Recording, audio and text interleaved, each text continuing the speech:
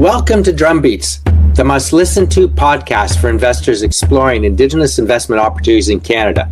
Born from the Canadian Indigenous Investment Summit, our show focuses on the nexus of Indigenous economic strategies and investment potential. I'm Mark Magnacca, and I'm joined by my co-host, Robert Brant. Today, we discuss British Columbia Hydro's call for power and the strong response from producers, including their Indigenous stakeholders, as well as a report from the Conference Board of Canada on Indigenous trusts across the country.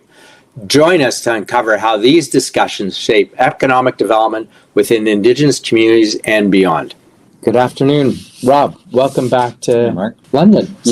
Thank you. You've been back in Canada, across the country. I have. I've been in Vancouver and Calgary, but it's great to be back in London for December and the run-up to Christmas. Yes. Lots going on. Yeah, Christmas is always special here. I've always felt that. I grew up reading Dickens' Christmas carols, and when I first arrived, it was like, where's the snow? Which rarely comes here, but I'm sure if you were in Alberta, you probably had some snow in Canada. A lot of Canada's getting some cold weather. It was minus 20 in Calgary last week and about a foot of snow, so... Wow. So didn't miss anything, right? Here we went down. I think we nearly got to zero. We had some frost, and then it's back up at 15 again. That's absolutely crazy. Very typical English weather. Mm-hmm. Anyway, so you spent some time in Canada, and what were you up to over there?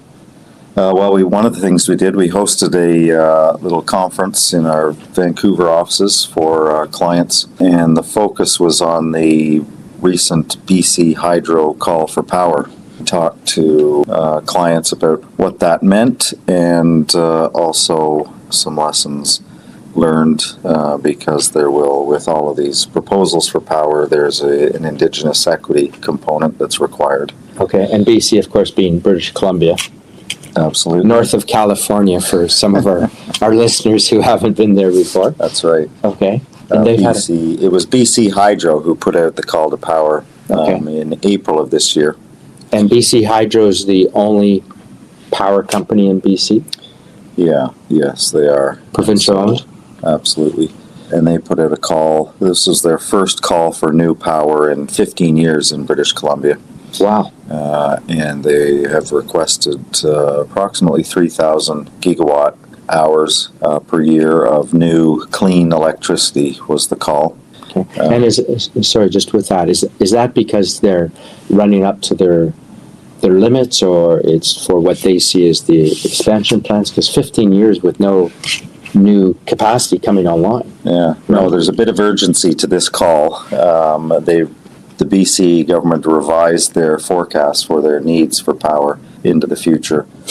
And so they had been forecasting a surplus of about 500 gigawatts in 2030, and they revised that figure to be a deficit of 3,500 gigawatts by 2030. And so the call to power went out earlier this year, and they are looking for projects that would come on stream with commercial operation dates by 2028, 2031. Wow, that's pretty quick for power projects, isn't it? Yeah, it is. Wow. Points to the need. And if they all come on stream, that'll add about 5% to British Columbia's current power supply. And BC Hydro estimates that this call will lead to total public and private capital investments of approximately $40 billion. So their focus is on big projects. Yes. And we talked about the urgency of the request, but the other unique aspect of the call for power was the requirement that all proposals include Indigenous ownership in the proponent making the proposal. Is that the first time that's happened in a... It is, yes. In 2008, which was the last time British Columbia called for power, there was only a passing reference to Indigenous consultations, but this time the call to power was quite explicit, and it was requiring that Indigenous communities that are affected by any of the proposals have at least 25% of the equity in the project. That's a minimum 25%. And I guess, that should make the process of bringing the power on stream quicker, right? Because the Indigenous parties are stakeholders from the get-go, not at the end of it, oh, now we've got to get their approval, and they're not bought in, and just slows it down. Absolutely. So actually this should help it come online as quick as they want. Yeah, absolutely. British Columbia is one of the provinces in Canada who have adopted the UN Declaration on the Rights of Indigenous Peoples, meaning effectively there's a not just a consultation requirement, but a consent requirement when it comes to projects that affect Indigenous peoples. And what better and clearer way to show consent than to have an ownership stake in the project. And so we mentioned 25% is a minimum. Proponents will get additional credit in the process if there's a bigger stake than 25%. Okay. Ownership, and so I know there are some proposals that will have a majority of Indigenous and a bigger ownership. Credit. What do you mean? Well, when they're assessing these proposals, and they did receive 21 proposals for Already. a combined 9,000 gigawatt hours. Mm-hmm. Of those 21 proposals from independent power producers throughout BC, about 70% were for new wind projects, 20% for solar, and 10% included biomass. And so many proposals being assessed. Contracts are going to be awarded next week, so this is happening right now. And the review process in assessing the different 21 proposals, picking the winners, some of the criteria they will look at are how big a percentage of equity ownership is there from local Indigenous communities. And I guess a couple of factors. So BC, if you will correct me if I'm wrong, I think it's one of the provinces who has the most non-treaty territory that's never been resolved. Yeah, virtually all unceded territory. The province of British Columbia. Province of One of the last Indian Confederation, right? So Yeah. there's a good way to start solving those issues is, okay, we know we have to solve this, so you're going to get a stake in it, and that will hopefully come along with that. I guess the other interesting thing is the amount of wind power. The hydro opportunities in BC, I guess most of the dams have been built. I think everybody thinks that, there won't be any more dams built. There is one, Site C, which has been under construction for many years and proposed for many years in the northeast, British Columbia. That is actually completed and expected to come online next year. I think the dam is complete. The reservoir is filled. Filling? Oh, it's filled. Filled at the moment, and power starting next year, I believe. And once it's up and running, there's about 4,500 gigawatt hours of power from that one dam. It'll be the fourth largest, I think, producer of hydropower in British Columbia. But I think that most people figure that is probably the last one. Okay. And so when you're talking about clean energy projects, there's lots of scope for more wind. I guess with that Site C dam, if I remember correctly, it's down from another dam, the W.A.C. Bennett Dam. Right. And he's a former premier of British Columbia, but since most people think Canadians are very conservative, his nickname was actually Wacky Bill Bennett.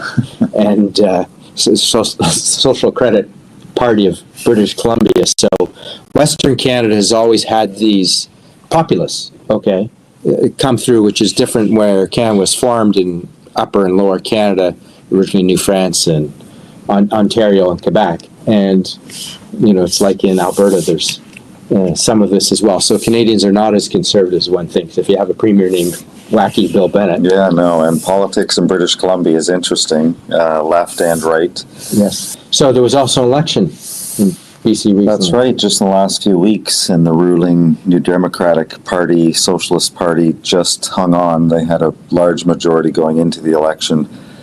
They won a very, very slim majority by 1 or 2 seats. And so Indigenous peoples were watching that election closely because the opposition party, Conservatives, were proposing to rescind the UN Declaration on Rights of Indigenous Peoples, promising to replace that with something even better. Something better. You can't, it's crazy what comes up in politics because, I think Canada's well on its road to resolving this issue by, including Charter of Rights and Freedoms, the rights of the Indigenous peoples, recognition of their treaty rights, and also when the federal government signed up under it, it set a standard across the country. And So, Yeah, we would have been back to court cases and delays to projects and fights, but government continues in place in British Columbia, and people expect, as regards Indigenous communities and energy policy, that it is business as usual.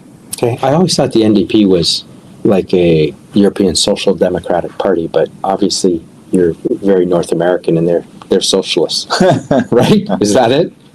I guess that's perspective from here. Yeah. Everything's in North America is right of here, but everything in Canada is actually left of what's in America, Yes, right? yes, So, you know, when they say somebody's left of center or use the term socialist, they usually think of Canada in America, but it's not. But there's a lot of people who are right of center too. You know, if you look what goes on in the prairie provinces or Alberta, you know, in particular. Okay, so through the election, BC Hydro, and we're talking about the amount of clean energy and the wind power projects. Where are the wind power projects going in BC along the coast? Is that, do you know? I don't know, to be honest. The valleys. Yeah, of course, right, with the Rockies. Yeah. But I don't know specifically where. I know of the 21 proposals that they are spread quite broadly across the province. Okay. And solar energy in BC? BC always reminds me a bit of England, right? Mm-hmm. Where's the sun shine all the time in BC? Somebody's figured it out, obviously. Yeah, I'd be surprised in some places in British Columbia. In the interior, for example, arid and quite sunny conditions. Great. Couldn't be future, retirement destinations. Absolutely. Right? Absolutely. And you'll have power, clean power too. What a better place to end up than a place like that in BC interior, sunny, close to the coast, close to the Rockies. Mm-hmm. Can't ask for a better life. That's why everyone goes to BC, right? That's very nice lifestyle.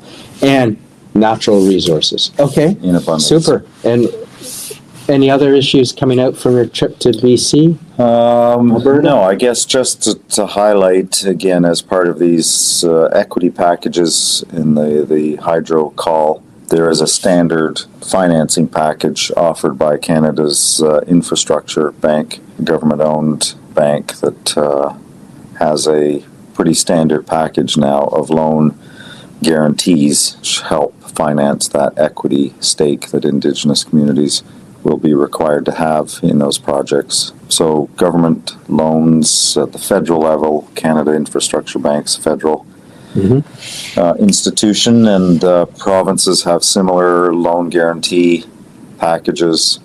There are some grants. The private sector is doing some interesting things, helping to finance these equity stakes, not just for power, but in other situations too. Talking to one of the Canadian mining companies who are in London this week for the Resourcing Tomorrow conference. That's actually tomorrow, I think. Rob. It's on, all this week. So it's not, it's Resourcing tomorrow, but it started, it's yesterday as well as tomorrow. Okay, and today, right? Resourcing for... It's the old Mines and Money conference, which has been going in London for many years and attracts mining companies from around the world.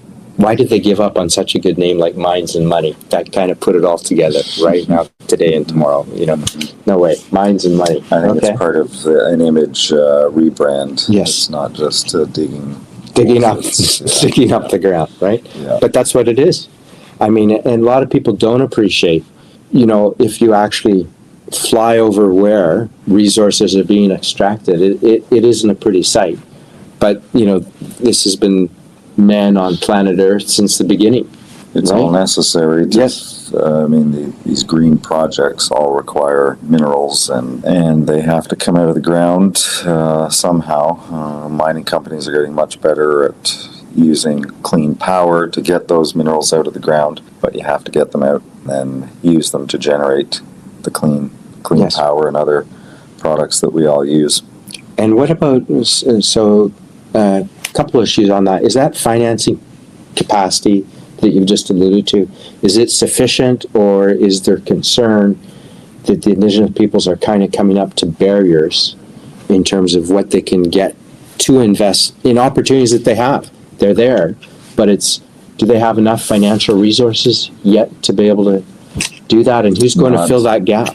Not at the moment. There is a concern that the needs are great and there's only so much capacity for funding in Canada, whether it's government or private sector. And when you look at the projects that are in the pipeline and all requiring Indigenous equity, then these are pretty daunting numbers, and so that's why some are looking outside of Canada for that investment. Yes, that's one of the reasons for the summit here in London. Absolutely. And there are different novel ways that people are coming up to find those funds to finance the equity. Again, talking to one of these Canadian miners, there's a structure in Canada that's used called flow-through shares. Yes. And flow-through shares effectively allow the investor to use the deductions that the company would otherwise be able to use. So typical example is an exploration company spending a lot of money to explore, but years away from actually generating revenue and income. And so in those early years, being able to deduct expenses doesn't really help the company. Correct. Canadian no system, revenue. Right. Canadian system allows certain companies to issue what are called these flow-through shares. And so if I invest and buy flow-through shares from your company, I can use the deductions against my tax bill that company would otherwise be able to use. Yes. And so you have flow-through shares very popular for many years in Canada. I think they were attached with MURBs, multiple urban residential developments. Probably. They've been used in many Yes, it's very popular in Canada, actually. Yeah. Yes.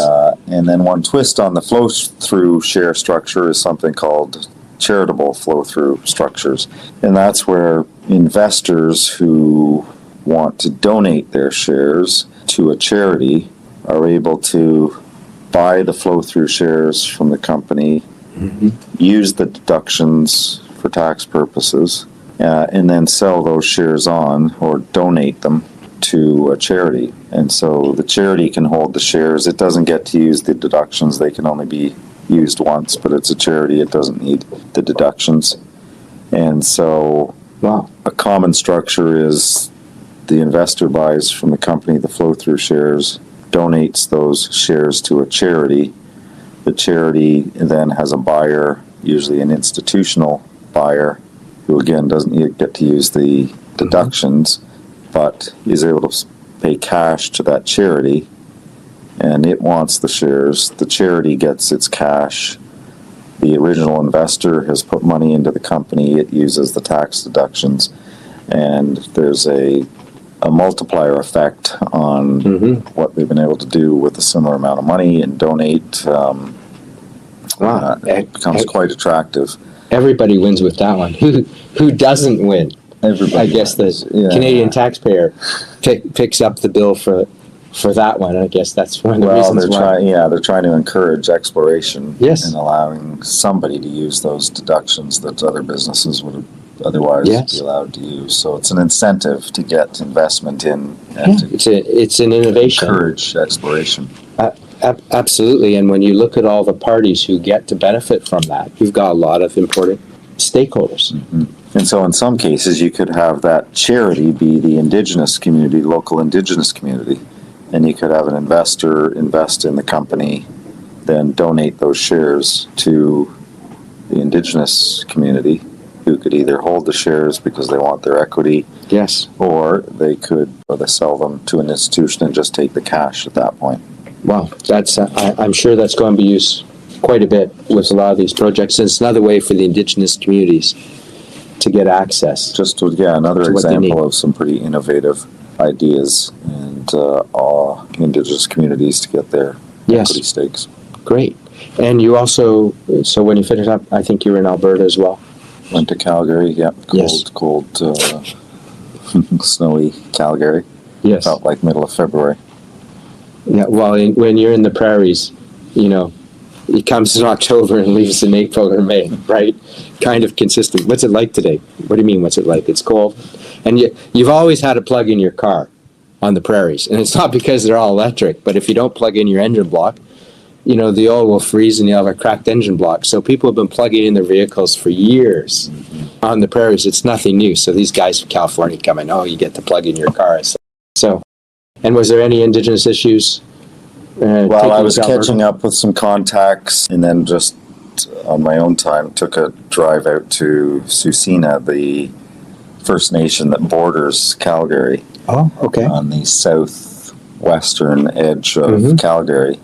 And they've just opened a new ring road highway around Calgary that goes through Tsuut'ina territory. So they were compensated for that, allowing that road to be built. And they're doing some really interesting things with that. So then the lawyers show up. Well, they're trying to develop Right. the land, and they're so well situated right on the edge of Calgary. There's a massive property development going on there with shopping, residential plan. Who's behind that development? Number of parties, but it's Tsuut'ina Nation. Yes, First Tsuut'ina Nation. Okay. And of course, for those of our listeners and viewers who don't know, actually the largest stampede in the world is held every year in Calgary. Absolutely. World famous. Yes. Calgary Stampede. All over North America. All the cowboys go to Calgary in the summer. That is the biggest. Now we have a new president-elect in the U.S., Trump. I don't know if he's heard that the biggest and greatest rodeo is in Calgary. Maybe they'll invite him. Anyway, okay, excellent. Yeah, there's a lot of affinity between the Albertans and the new government to be in the United States because there are all kinds of pipelines and the oil and gas and other fuels that the U.S. needs. It's a natural market straight down from Alberta into the U.S. market. Yeah, so this might raise the Keystone Pipeline again, which was approved in President Trump's first term, and then Biden shut it down again, environmental concerns. And that actually, without that pipeline, Canadian oil that goes down is actually cheaper than when it ends up at the what's the refinery hub down the States anyway, where it goes in, because there's restrictions on how much can go in. You can't get the best price for it because there's a lack of capacity to get the oil down. So the price is held back. But with that pipeline, that might come alive again. It could, and I don't pretend to know the politics and the issues of Keystone, but Canada opened a new route to the West Coast and Asian markets. Last year, the Trans Mountain Pipeline is huge. now open, and so that has been a big boost to capacity that Canada can export. Yes. And get that product to market at closer to the global prices for the product. Yes, which is important because obviously the U.S. and Canada are very close trading nations, and a lot of commodities go down to the U.S. market, and oil in particular. But this gives Canada, with the West Coast Pipeline now, some negotiating leverage because the pipelines don't only go south anymore, right? Absolutely. They can go across to Asia, which continues to grow and has huge demands. And again, Canadian oil, reliable supplier. It was like when the Germans came looking for natural gas. They first came to Canada because they thought, perfect country to supply us with. That decision wasn't made at the time. But now with this new pipeline, gives Canada an opportunity to participate in global energy markets and have alternative sources for the products, which is good for any commodities coming out of Canada, right? Reinforcing the strategic importance of Canada. And I think it's a good news story for Canada. It shows big projects can get done. Yes. And the next step is for the government, the federal government, who had stepped in and bought the pipeline. At one point, it's now for them to sell it to the private sector, and there's an expectation that Indigenous communities in British Columbia all along the pipeline will be buyers and are bidding for that pipeline, or at least a big piece of the pipeline. Yes, and one of our chiefs who came to the last summit, Chief David Jimmy, is one of those people that they have been talking to, or he's been talking to. Yeah, he chairs an alliance of Indigenous communities. I forget how many they are, but they are one of the.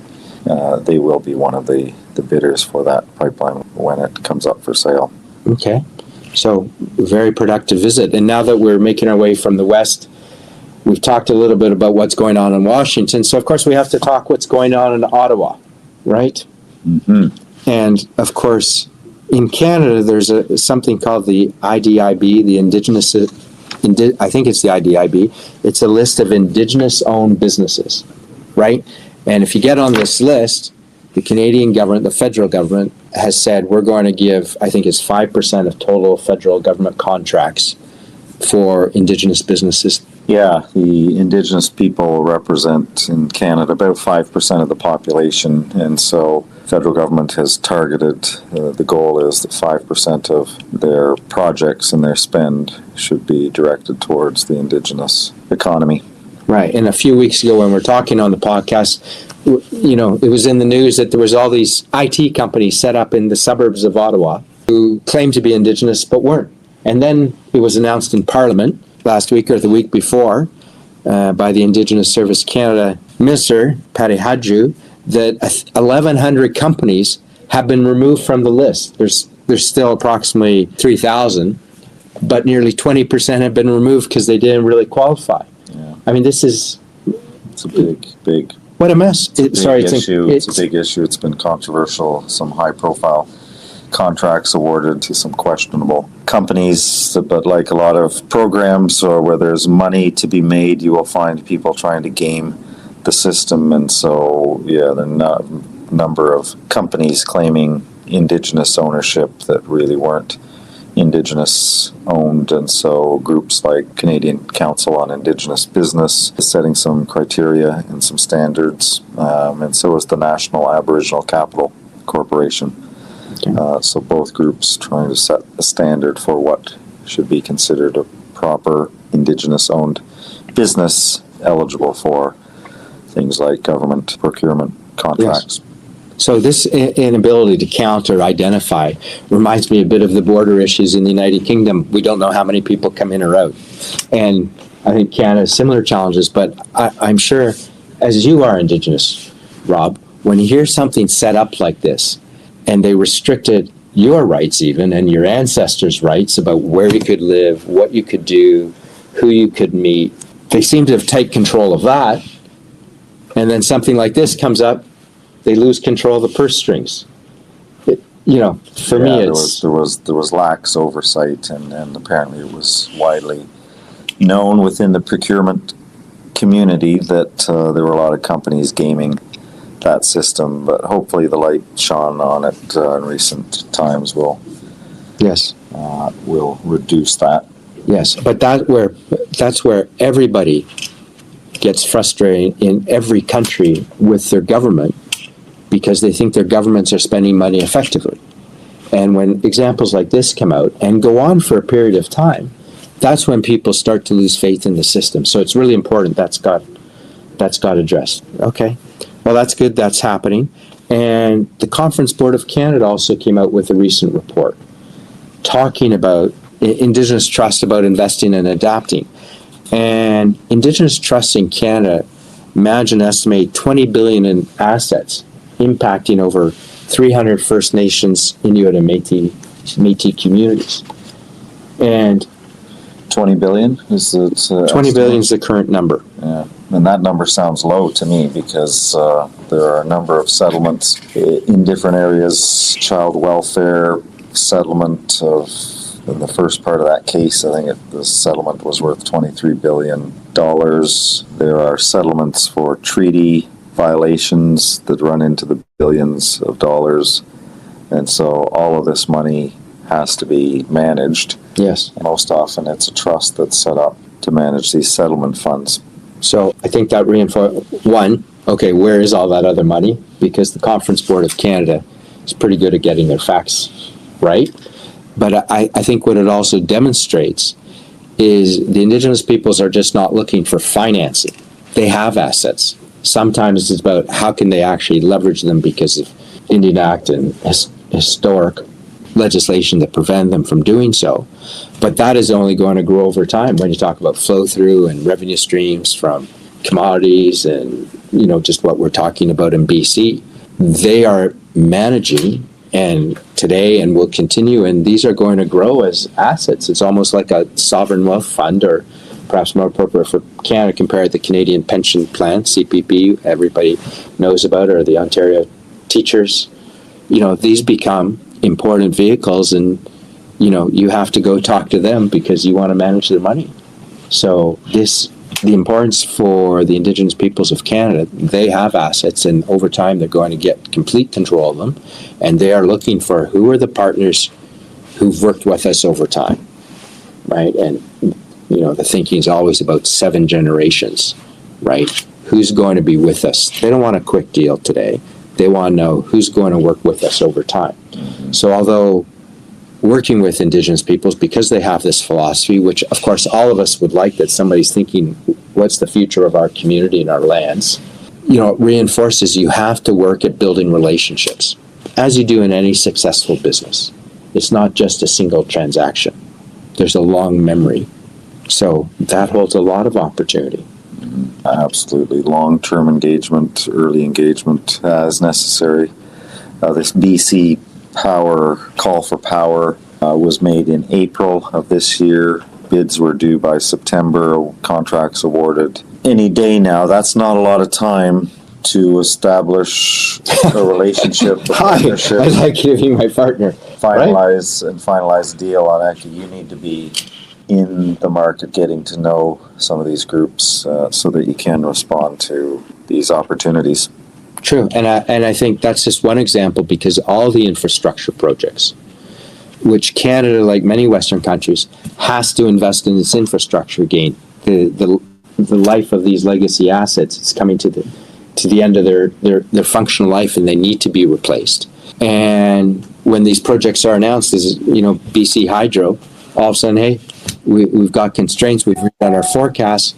So when something like this comes along, it then becomes an example, as you're saying, Rob, if you don't have the relationships, it's tough to build it right away. And they're going to look on you, oh, you're only here because you need that. So if you have long-term interests in infrastructure, commodity, energy projects, you need to be developing these relationships with the Indigenous peoples now. So when the call comes in for something, you're already halfway there. And we learned that from an earlier conversation on Cedar LNG, right? They've worked with a lot of people over time and knew exactly what they're looking for, and Pembina, delivered that for them. So, excellent. Any other news? That's maybe enough for now. I can't think of anything else, Mark. How's your hockey team? The Leafs are doing okay. Yeah, well, it doesn't count until the playoffs, though, right? Yeah, so that's why I'm not paying too close attention. Yes, none of us are. We're waiting for the playoffs. Okay, there we go. So, Rob, great to see you again. Thank you, Mark. Super to be here in McCarthy's offices in the City of London, right? Looking across at the city buildings. So, look forward to speaking with you soon. Absolutely. Great. Have a good week. You too, Mark. Today's discussion delved into Indigenous economic strategies and investment opportunities, with a special focus on BC's hydro call for power and its mandated inclusion of Indigenous communities. We also explored the report from the Conference Board of Canada on trusts and investing. These conversations are essential in understanding how economic development with Indigenous communities are shaping Canada's investment landscape. Stay with us next time for even more discussions on impactful Indigenous leadership and economic opportunities shaping Canada's economic future. I'm Mark Magnacca. Thank you for listening.